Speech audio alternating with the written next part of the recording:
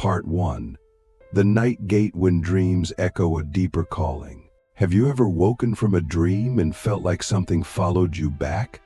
Not just a feeling or a memory, but a presence, something ancient, intelligent, and watching.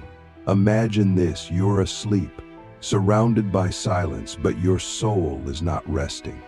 It's moving, traveling, entering realms not visible to the waking eye. And in those realms, you are not a stranger. You are recognized. That's where this begins. This is not an ordinary video. You are not here by accident. What you're hearing now is a reflection of a truth your soul has whispered quietly for years.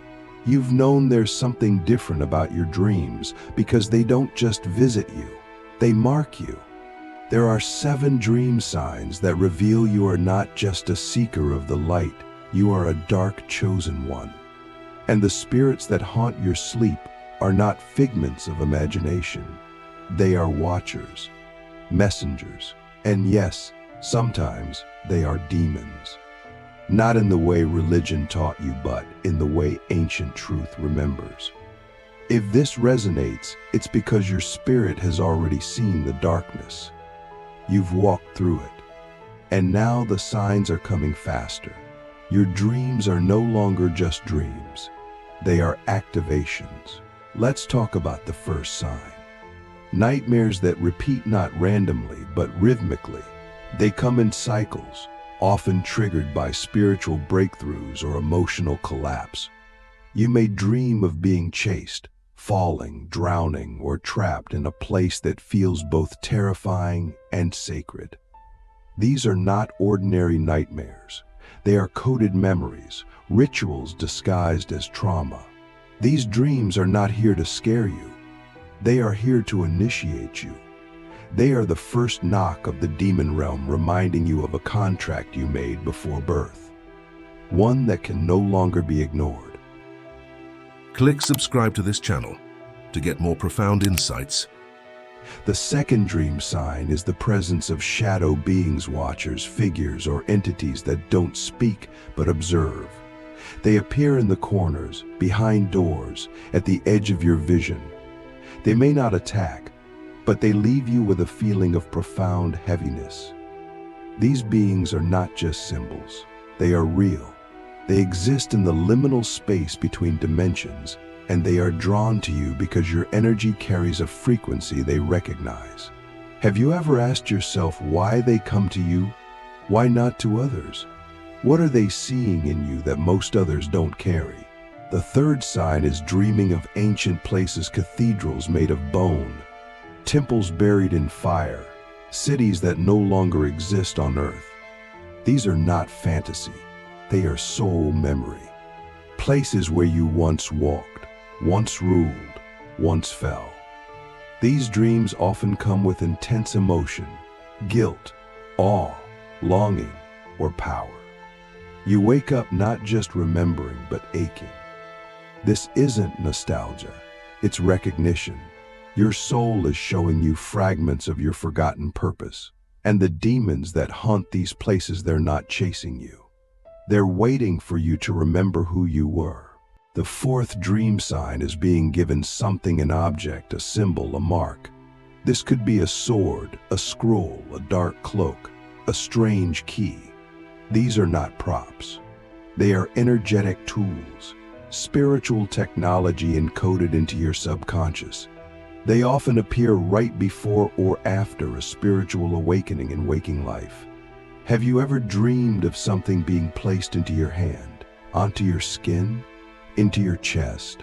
If so, ask yourself this: what part of you needed that tool, and what part of you is still afraid to use it? The fifth dream sign is death, not physical but symbolic. You may dream of dying, being buried, burned, or consumed by something immense. You may also witness the death of others in your dreams, family, strangers, entire cities. These dreams are not omens, they are rites of passage. The dark chosen do not ascend through light alone. They descend first, into the underworld of the soul, into the realm where ego dissolves and spirit is reborn. Death dreams are not endings. They are preparations. The sixth sign is being followed or hunted by something you can't see fully. You may feel its breath, hear its growl, or sense its presence. But when you turn, it vanishes. This is not just a fear response. This is your soul training your awareness, teaching you to feel beyond the visible. The demon in the dream may not be here to harm you. It may be guiding you through confrontation. What are you not facing in your waking life? What truth are you afraid to see? Sometimes the thing chasing you in your dream is the part of you most desperate to be healed. And then there's the seventh sign, the most powerful of them all. You dream that you are someone else, not a character, not a version of you, but a being of immense power and darkness. You may be feared in the dream. You may wear a crown, speak a forgotten language, or command energies that feel dangerous. You wake up breathless, disturbed, or overwhelmed. But deep down, you know that was you, not a fantasy, a memory. You are not just haunted by demons. You have been one. You have walked with them, ruled beside them, and perhaps even defied them. It's easy to dismiss these dreams as subconscious junk. But when they keep returning, when they begin to shape your waking reality, you can't ignore them anymore. You start seeing the symbols from your dreams in real life. The numbers, the names, the faces. You start hearing whispers in your intuition that echo the messages you received in sleep. These are not coincidences. They are confirmations. The dream realm is not separate from the spiritual. It is the spiritual. And for the dark chosen, it is often the first classroom. But you must ask yourself a deeper question now. Are you running from your dreams or toward them? Are you willing to face what they show you, or are you still hoping it's all a metaphor?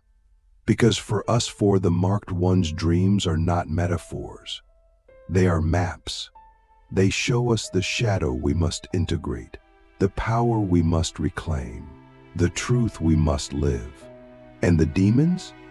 They appear not because we are cursed, but because we are called. This is not a path of comfort. It is a path of fire. But fire does not only destroy, it transforms. You are not being punished by your dreams. You are being initiated into memory, into truth, into power, but only if you choose to listen. Only if you stop trying to wake up too quickly. Because sometimes the dream is more real than the waking life, and the only way through it is deeper in. You may wonder why so many people live peacefully, untouched by these dreams, while your nights are filled with chaos. The answer is simple. They are not marked. You are. Their souls chose different lessons. Yours chose remembrance. And with that remembrance comes the responsibility to walk the path few dare to walk. You are not meant to be understood by the masses. You are meant to awaken the few who carry the same code. So the next time you have a dream that haunts you, don't dismiss it. Don't run from it. Sit with it. Write it down. Meditate on it. Ask it what it came to show you. And when the demon appears, don't scream. Speak. Ask it. What do you want me to remember? Because demons don't waste their time haunting the lost. They haunt the ones who are almost found. You are not crazy. You are not cursed. You are not broken. You are remembering. And your dreams are the doorway. Part 2. The realm between realms, where the shadows speak in symbols. There's a secret most spiritual teachers won't tell you. It's not always the angels that show up first when you're awakening. It's the shadows, the demons, the ancient forces that have waited lifetimes for you to remember who you are. Why? Because they are not here to destroy you. They are here to test your readiness. And in the dream world, where ego is thin and spirit is exposed, they come closer than ever. The veil is thinner there. They don't need to knock. They walk in freely because you left the door open the moment your soul committed to awakening. Dreams are not illusions. They are messages in disguise. And for those of us who carry the dark mark, the chosen ones of shadow and fire, our dreams are not sweet stories. They are curriculums. Every night we are shown what we refuse to see in daylight. Every sleep becomes a ceremony. And the more we resist these dreams, the more intense they become. Because the soul will not let you forget for long. It will speak through fire if it must. And the fire often comes with claws, with symbols, with voices that sound like thunder but speak in riddles. One of the most overlooked dream signs for the dark chosen is the presence of mirrors. You may dream of looking into a mirror and seeing something that is both you and not you. Your eyes change. Your face morphs.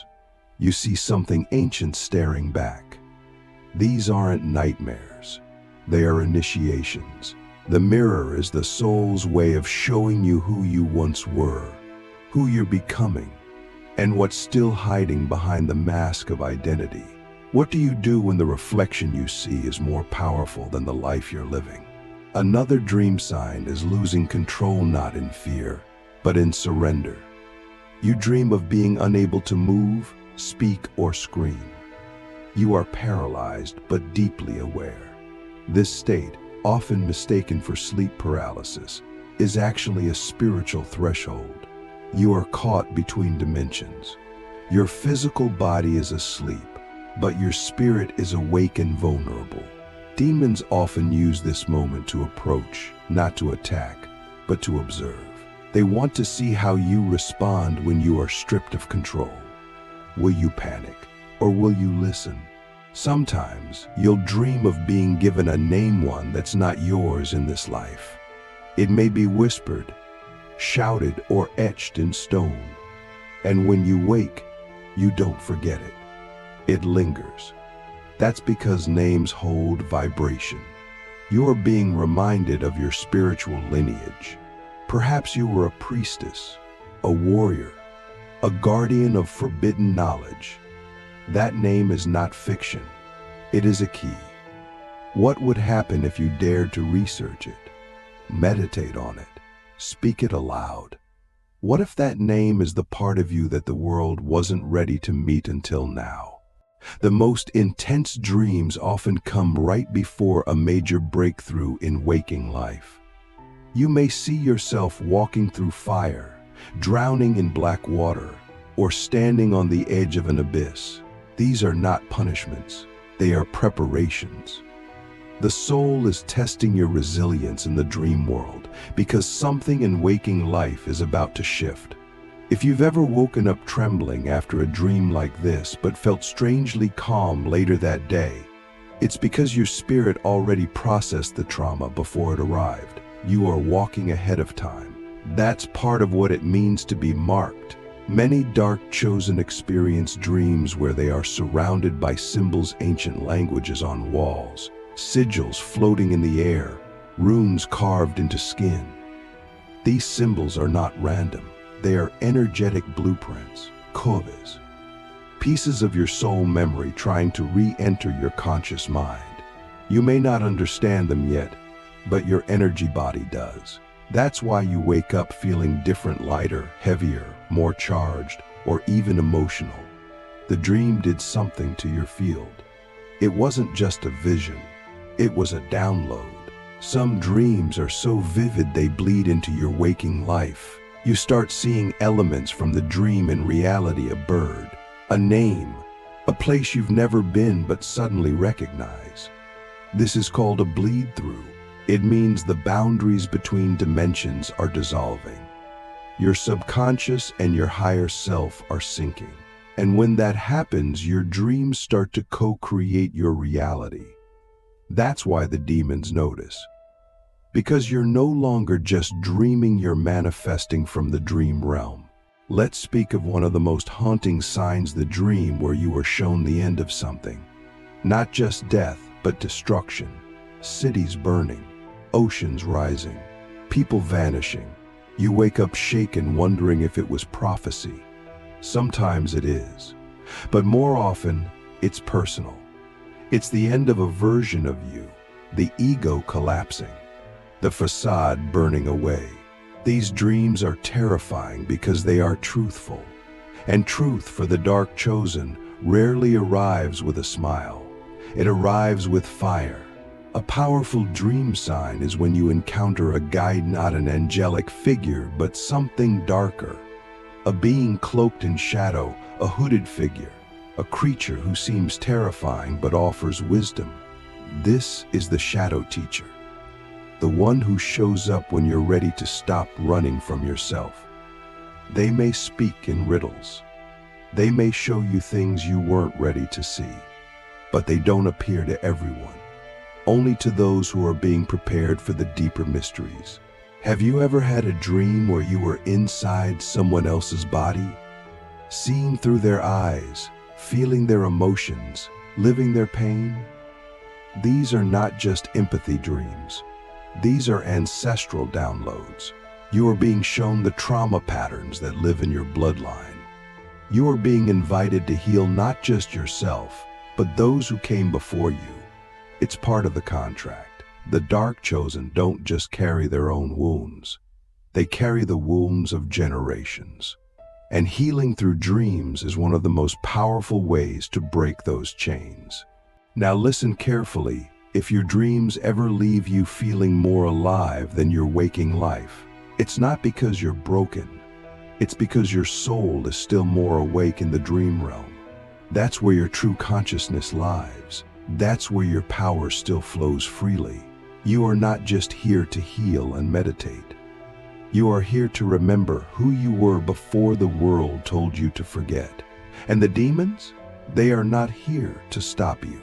They are here to make sure you're ready to reclaim the truth. There's a moment in every dark chosen one's path where they must ask, what if I'm not dreaming at all? What if this is me returning to the real world and waking life as the illusion? What if the symbols, the chases, the deaths, the guides, what if all of it is training? Not for survival, but for sovereignty. You can no longer afford to ignore the language of your sleep. You must become fluent in the symbols, the archetypes, the portals. You must write your dreams down, decode them, meditate on them. You must treat your dreams as sacred text, because they are the only place where your soul speaks without censorship. And if you listen, if you really listen, you'll begin to walk through the waking world like someone who knows a secret, someone who has seen behind the veil, someone who is no longer afraid of the dark, because you are no longer haunted. Part 3. The awakening within the dream, becoming the one they fear. There is a moment when the dream no longer ends when you wake. You open your eyes, but the feeling lingers. The air still feels electric. The message still echoes. And the presence, yes, that heavy, ancient, unblinking presence is still with you. That's when you know the dream realm and this realm have begun to bleed into one another. The veil is no longer separating dimensions. You're not just dreaming anymore. You're remembering. And the more you remember, the less you can go back to sleep. In any sense of the word, you were never meant to live a normal life. That's why your dreams have been training you all along. Because you are not just marked by the spiritual world, you are activated by it. The demons that haunted your dreams were not sent to destroy you. They were sent to awaken your memory. They knew you in other lifetimes, in other forms. And now, as your soul begins to reclaim those fragments, they are watching again, not with fear, but with recognition. Because you are stepping into the role that was written in your energy long before your birth. When you begin to awaken inside the dream, something extraordinary happens. You stop reacting and you start directing. The chased dreams become confrontations. The shadow figures become allies. The chaos becomes clarity. You are no longer a victim of the dream, you are the weaver of it. This is what it means to be lucid in both worlds. Not just aware, but sovereign. And when a dark chosen one becomes lucid, the spiritual realm pays attention. Because now, you are no longer being tested. You are being entrusted. One of the most significant transitions in your dream life is when you begin to speak with authority inside the dream. Not just responding, but commanding. You may tell a demon to reveal its name, and it does. You may demand that a portal open, and it does. You may speak in a language you don't recognize, but your soul does. These are not fictional powers. These are ancient codes reactivating through symbolic memory. You are not making it up. You are tapping into your original design. And the more you own it, the more the dream responds with clarity, precision, and power. There is a kind of dream that only the marked ones have. It's the dream where you are given a mission, not in words, but in energy. You feel it. You wake up and know something has changed. You can no longer tolerate what you once ignored. You can no longer pretend to be small. You can no longer lie to yourself about who you are.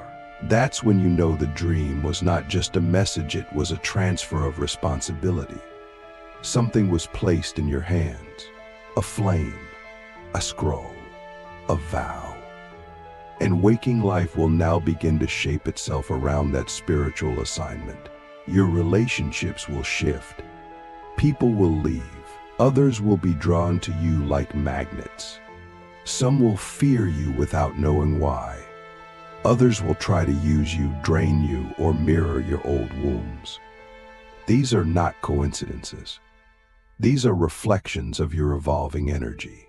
The more you integrate your dream wisdom, the more your vibration becomes incongruent with illusion. And illusion cannot survive in your space anymore. The demons don't just haunt the weak, they also challenge the strong. Because power must be tested before it can be trusted. And here is a truth most are not ready for. Sometimes the dreams that haunt you are echoes of your own past selves. The demon chasing you may have once been you, a version of you that held great power and used it without wisdom.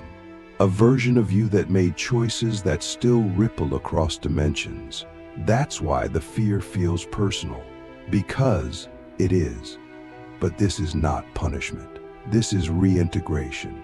You are not here to destroy that version of yourself. You are here to reclaim their power without repeating their mistakes.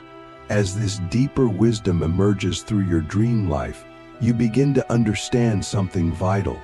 You are not being haunted, you are being initiated. The dreams that shake you are the ones that shape you. They are not here to hurt you. They are here to strip away anything that is not fully aligned with your purpose. Because the dark chosen don't walk with comfort. We walk with clarity.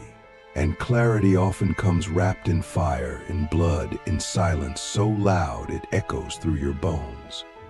If you've ever had a dream where you stood between light and darkness, choosing neither, but commanding both, you've seen the truth of your essence. The dark chosen are not slaves to polarity. We are the bridge. We are the storm that carries the seed of rebirth. We are the ones who can look into the eyes of a demon and not flinch because we've already faced the deepest parts of ourselves. That is why we are haunted. But that is also why we are honored. Let me ask you a question so deep it may haunt you until you answer it. What if the very dreams that scare you the most are the ones holding your greatest gift? What if the demon is not your enemy but your shadow self begging to be seen, heard, and integrated? What if your fear is not a warning but an invitation? There will be a night, if it hasn't come already, where you will enter a dream and feel completely at peace. Not because it's light and joyful, but because you are no longer in resistance. You walk through fire and do not burn. You speak to shadows and they bow. You hold the chaos in your chest like a sacred flame. That is not the end of your journey. That is the beginning of your mastery. You do not banish demons. You command respect. You do not fear the dark. You walk through it like it remembers your name. You are not here to be saved. You are here to awaken. And your dreams, they are the training grounds of your soul.